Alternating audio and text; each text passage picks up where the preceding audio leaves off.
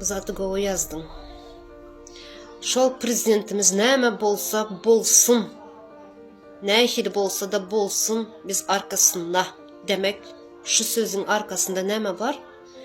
Bu prezidentimiz nähili bolsayam, yani devlet işlerine keles işlemeseyem, biz şunun arkasında diyeniz. Doğru. Çünkü bir kanun geldi. Bir kanun gelenden boynunuza alyanız. Hissattan kelesi işlemeyenden boynunuza alyanız. Elinde tayyar kağızı yazıp veren vakti onu adamların önüne çıkıp, halkın önüne çıkıp geplep bilmeyeceğinden boynunuza alıp dursunuz şu yazan zadınız bile. Yurttaşına başka nemeler boluyor, kongresler boluyor. Başka yurtların prezidentler bilen görüşme boluyor. Özü gidip bilmeye, atasamına inanmaya. Meclis başkanı gidiyor prezidentin yerine. Nemçinden de başarıp bilmeye.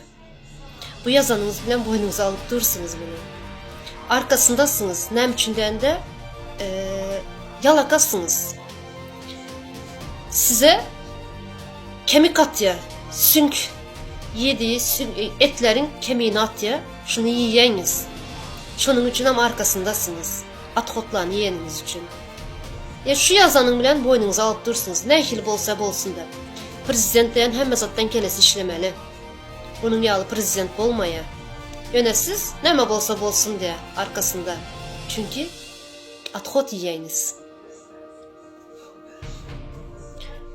Bir devleti yöneten adam nähili bolsa bolsun dep geçip olmaya. Çünkü neçe milyon adamın behbiti onun elinde boluyor. Şunun için näme bolsa bolsun dep sesimiz çıkarmayın oturmalı der. Bu yazan zadınız bilen köp zatı da kazanç ettiniz ve gol çektiniz. Boynunuza alıp dursunuz.